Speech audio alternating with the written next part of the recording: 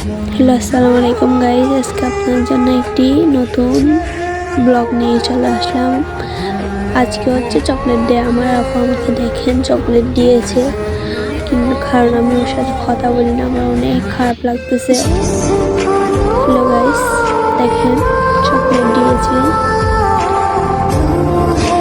এই চকলেটগুলো পেয়ে আমার অনেক খুশি লাগতেছে, আর ওর সাথে কথা বলতেছি না, তাই অনেক খারাপ লাগতেছে। ওর সাথে এবছর কথা বলে এবছর কথা বলছিলাম, এখন বলি না। ও আমার ছোট বোনের, মানে আমার ছোট বোনকে দিছে, ও আমাকে এনে দিছে, আমিও দিছি। আমার ছোট বোনকে দিছে, আমার আপুকে দিয়েছে। তো দেখেন আমার অনেক খুশি লাগতেছে।